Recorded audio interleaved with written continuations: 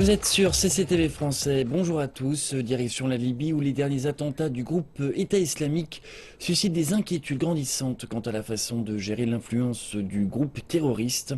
Des dizaines de personnes ont été tuées ces derniers jours et le groupe a frappé des terminaux pétroliers majeurs de Syrie. Reportage. Au moyen d'attaques poursuivies en Syrie et en Irak, le groupe État islamique a renforcé sa présence en Libye. Le chaos y a créé l'environnement idéal pour se développer et gagner davantage de territoire. Les voisins de la Libye, la Tunisie et l'Égypte ont souffert avec la multiplication d'attaques sur les touristes et le personnel de sécurité. L'Égypte a répondu en lançant des frappes aériennes sur les camps du groupe État islamique à Sirte l'année dernière. Les observateurs déclarent qu'une plus grande intervention concertée est nécessaire. L'Égypte a le droit de se défendre, en particulier après que les Coptes égyptiens ont été enlevés l'année dernière. L'Égypte a appelé le monde à intervenir, mais il n'a rien fait. Le groupe État islamique s'est déployé et les choses ont empiré. La Ligue arabe n'a rien fait de plus que condamner cette situation et demander aux Libyens de s'unir. Les Nations unies espèrent que l'accord de paix récemment obtenu en vue de former une coalition gouvernementale mènera une action plus efficace sur les propres forces libyennes. Et les analystes déclarent que les récentes attaques sur les raffineries pétrolières pourraient marquer un tournant. Les pays occidentaux tels que l'Italie ont des projets encore non terminés ici. Les raffineries pétrolières sont vitales pour l'Occident et ils ne veulent pas les perdre. Dépendre des États-Unis serait une erreur. Je pense que la France fera quelque chose et l'Italie aussi en vue de résoudre la crise. Les analystes estiment que l'année 2016 verra l'émergence d'une action internationale contre le groupe État islamique en Libye. Une intervention égyptienne est attendue, même si la Ligue arabe ne prend aucune action. L'élection d'Ali Abdellal à la présidence du Parlement égyptien ne s'est pas faite sans mal. La désorganisation et les tensions entre les nouveaux députés étaient apparentes durant cette première session. Ali Abdellal est depuis samedi le président du Parlement de l'Égypte. Cet ancien professeur de droit constitutionnel a passé l'essentiel de sa carrière à l'étranger. Pendant près de 20 ans, il a été conseiller au Palais Royal du Koweït. Il est revenu il y a quelques années pour devenir l'un des auteurs de la Constitution de 2014. Pour de nombreux politiciens, sa désignation est un mystère.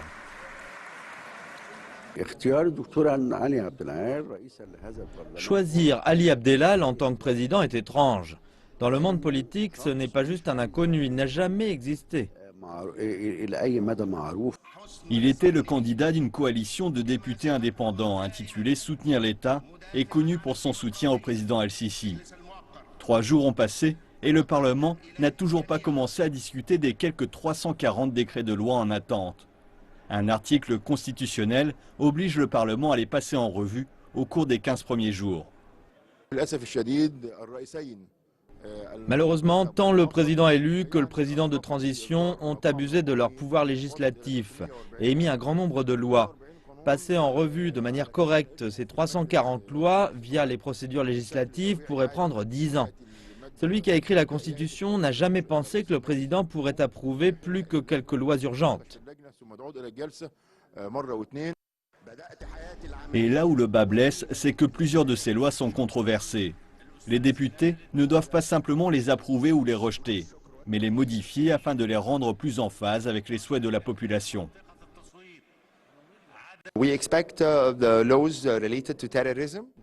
Nous prévoyons que les lois sur le terrorisme, sur les manifestations, sur le service civil, sur l'investissement, que toutes ces lois suscitent énormément de controverses au sein du Parlement. Et nous espérons que les députés qui ont été récemment élus agissent au nom des intérêts du peuple égyptien et ne reçoivent pas d'ordre du gouvernement ou du président. Les premières sessions du Parlement, diffusées en direct à la télévision, ont été une déception. Un travail énorme attend les députés qui ont peu de temps pour le mener à bien. Et leur performance durant la session inaugurale a suscité le scepticisme quant à leur capacité à respecter leur première échéance et à éviter un conflit constitutionnel. Une motion de censure a été déposée contre le président d'Afrique du Sud, Jacob Zuma. Ce vote de confiance fait suite au remaniement de son gouvernement qui est intervenu l'année dernière. Il est reproché à Zuma d'avoir renvoyé 2 ministres des Finances en moins d'1 semaine, ce qui a déstabilisé les marchés et affaibli la monnaie locale, le rand. Ce week-end, le président Jacob Zuma a déclaré que les marchés avaient réagi de manière disproportionnée à son remaniement gouvernemental. En quelques heures seulement, le rand a perdu 9% supplémentaire par rapport au dollar. Le parti au pouvoir, celui du Congrès national africain, estime que Zuma ne peut être tenu responsable pour la réaction des marchés. Mais le parti d'opposition principal semble déterminé à obtenir sa démission.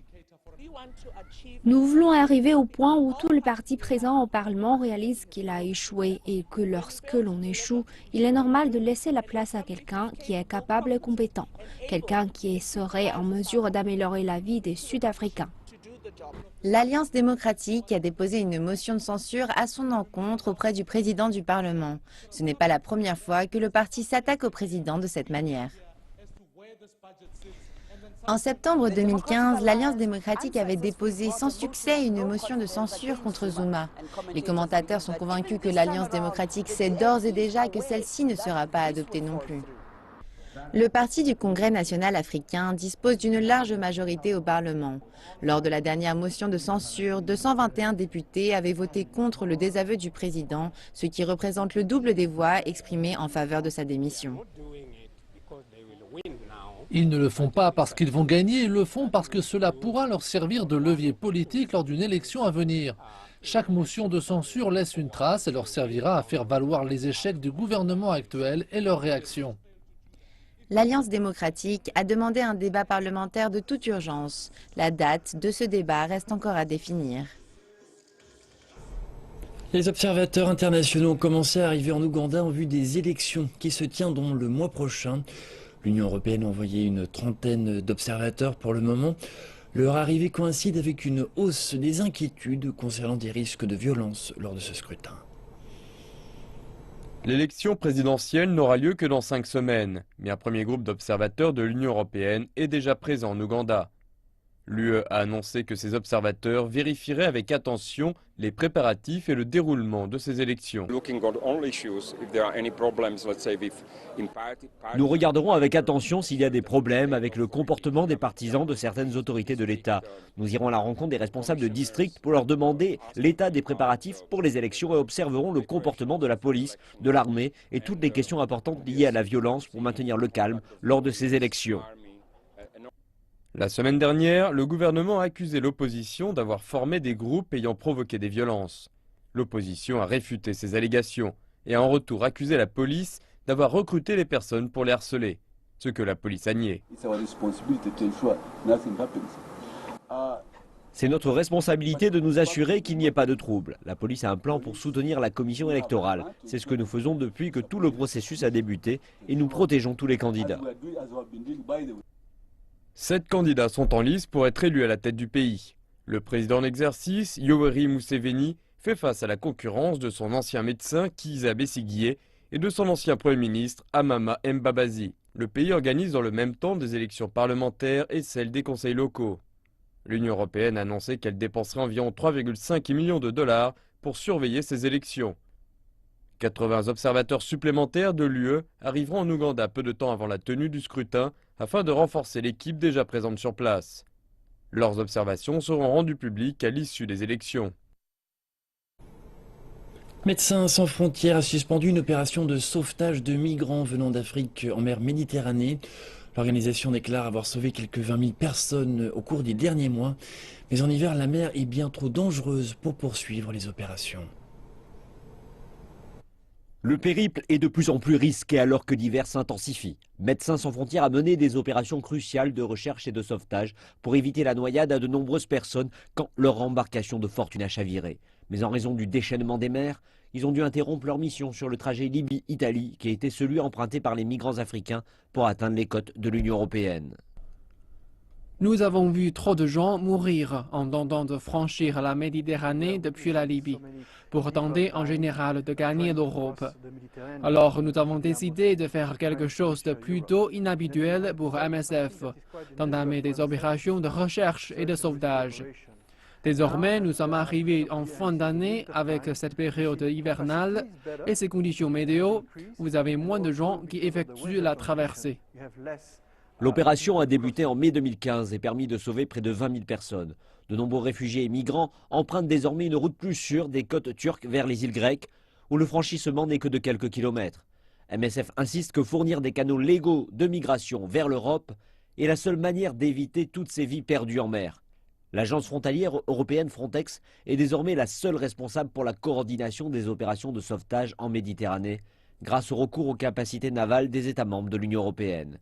Un travail salué par les organisations d'aide qui indiquent que le support financier doit se poursuivre. Il est vital que ces ressources ne décroissent pas et aussi qu'une solution sur le long terme soit trouvée en se posant les bonnes questions. Nous devons établir une procédure améliorée dans la gestion de ceux qui arrivent, de même qu'en établissant leur vulnérabilité s'il s'agit de femmes ou d'enfants. Ceux qui sont confrontés à la violence, autant d'éléments devront être mis en place. Il ne faut pas oublier les inquiétudes sécuritaires croissantes. Plus de 3700 personnes sont mortes en tentant de franchir la mer vers l'Europe en 2015. Et quand l'hiver touchera à sa fin, le flux de personnes devrait croître de nouveau et la pression sera sur les gouvernements européens afin de garantir que moins de personnes se noient dans les eaux en 2016. Un grand jour approche en Afrique de l'Ouest dans la lutte contre le virus Ebola. Le Libéria doit être jeudi officiellement déclaré libéré du virus, près de 2 ans après que les premiers cas ont été signalés. Le Libéria a été le plus lourdement touché et désormais c'est bien la fin de l'épidémie qui est annoncée. Le Libéria doit être officiellement déclaré sans virus Ebola ce jeudi. Le pays a connu des scènes atroces depuis l'apparition de l'épidémie. Sur les 11 000 personnes tuées par Ebola, au moins 4 800 sont mortes au Libéria.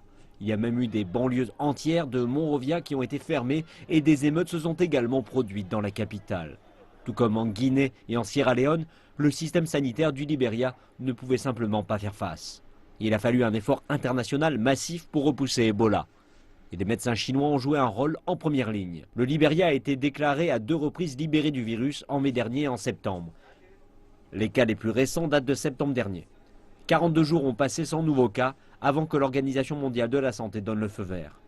La Guinée et la Sierra Leone ont été déclarées libérées du virus l'année dernière, mais demeurent sous surveillance par les experts de l'Organisation mondiale de la santé. Jeudi devrait en effet marquer la défaite finale d'Ebola, du moins à l'heure actuelle. Mais face aux dégâts sociaux et économiques, il faudra plus de temps pour s'en remettre. Le gouvernement fédéral du Nigeria dépense presque 10 millions de dollars par jour pour subventionner du carburant importé pour la consommation intérieure. Une dépense énorme que le président Muhammadu Buhari cherche maintenant à diminuer en rénovant les raffineries du pays. Les détails dans notre reportage. Finalement, les valves sont ouvertes. La raffinerie de 36 ans située dans l'état du Kaduna, dans le nord-ouest du Nigeria, est la dernière raffinerie à reprendre la production. Le Nigeria espère ainsi pouvoir atteindre ses quotas de 20% de production de son pétrole. Depuis qu'il est arrivé au pouvoir, le président Buhari a annoncé un changement majeur qui permettrait aux raffineries du pays de devenir rentables et sauverait les milliards de dollars dépensés en subventions aux carburants importés. Même si elles ne fonctionnent pas encore à pleine capacité, les opérateurs disent ici que les opérations dans les raffineries ont, en peu de temps, facilité les choses. Depuis les quelques jours que nous sommes en opération, nous avons pu constater qu'il n'y a plus de file d'attente dans les stations-service. C'est la contribution que notre raffinerie amène dans la région et surtout dans le nord du pays. Nous sommes présentement à 60% de notre capacité de production.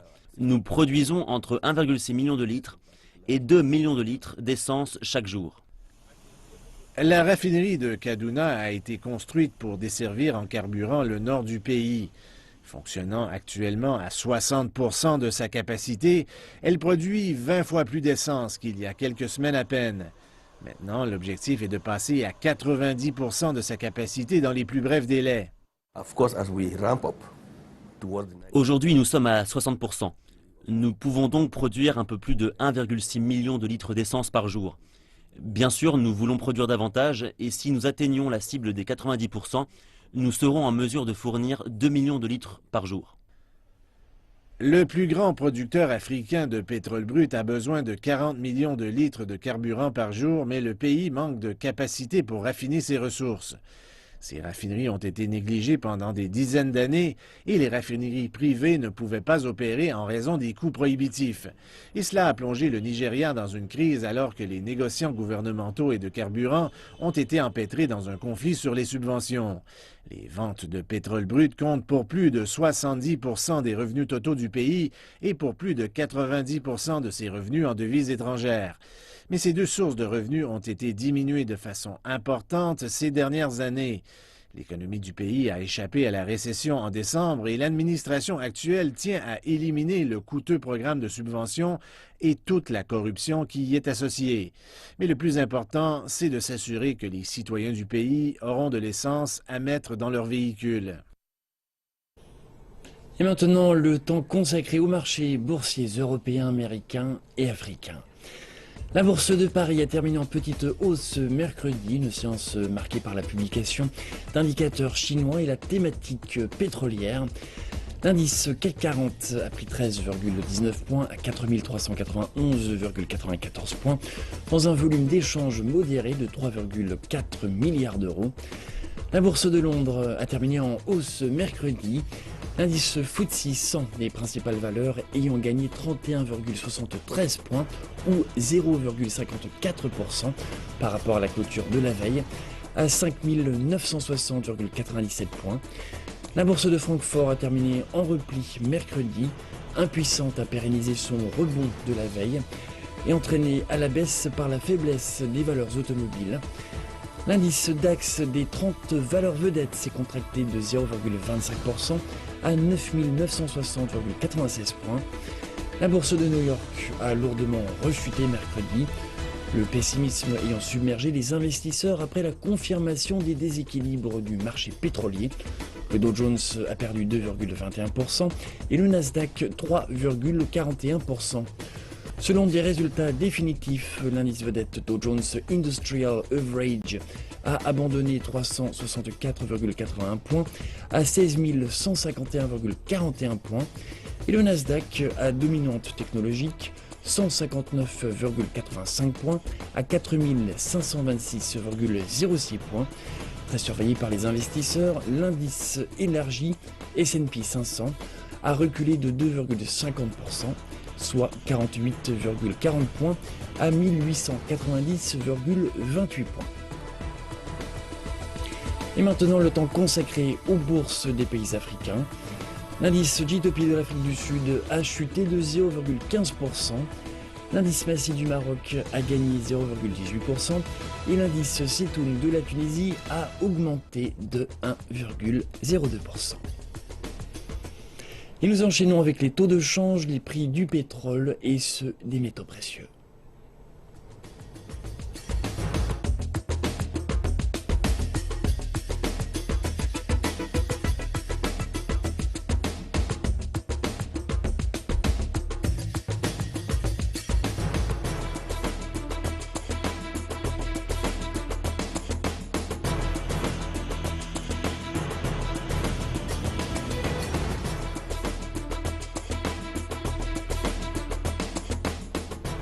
Direction le Zimbabwe où le gouvernement a pris des mesures pour éviter une crise alimentaire imminente.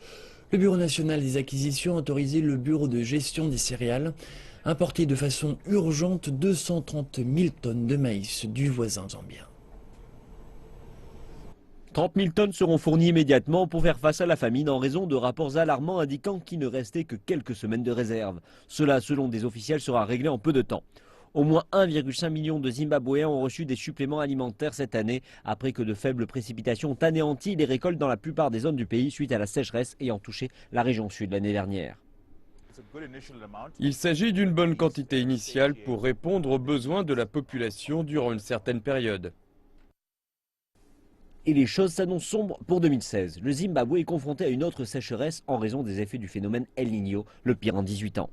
L'année dernière, près de 150 millions de dollars ont été dépensés en importations alimentaires et davantage sera nécessaire cette année avec une demande qui devrait mettre du stress et une pression supplémentaire sur les caisses de la nation. L'État, par le biais de son Bureau national des céréales, s'est chargé de la plus grande partie de ces acquisitions. Le Bureau national des céréales dispose d'un financement faible et n'est pas parvenu à payer les fermiers locaux pour leur livraison aux silos nationaux au cours des dernières années. Et ce sont ces insuffisances locales qui ont amené des acteurs privés à prendre part au processus.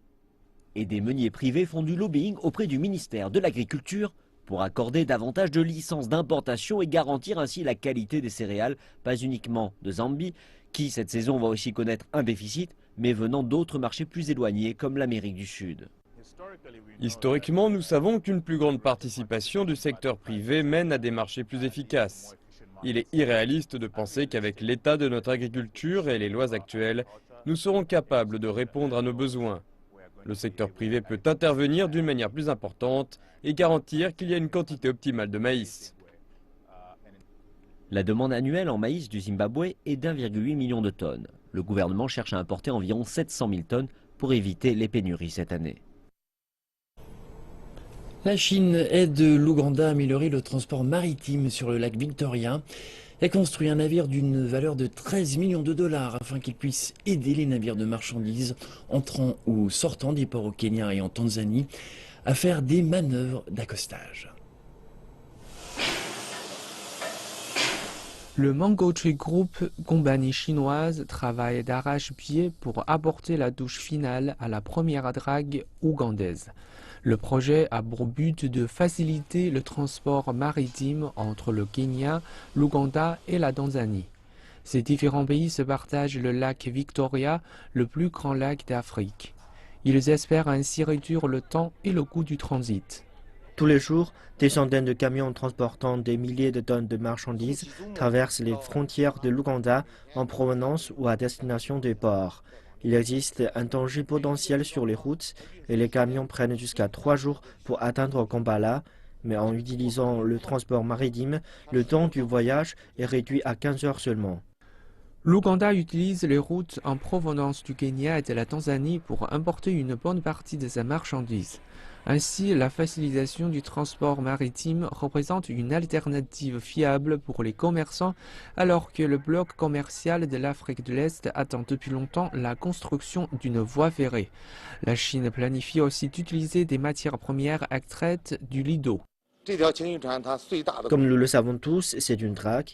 Et si nous draguons les pierres et le sable du lac et les transportons jusqu'au quai, nous pouvons ensuite utiliser des machines pour séparer les différents types de matériaux qui pourront être utilisés comme matériel de construction pour les ports, les voies ferrées et les aéroports.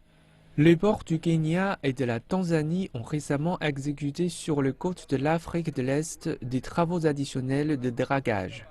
L'Ouganda a indiqué que dans le cadre du commerce de l'importation et de l'exportation, les efforts entrepris pour draguer ces eaux navigables vont accroître le niveau d'efficacité. Et c'est la fin de cette édition. Merci de votre attention. Je vous retrouve tout à l'heure pour le prochain journal.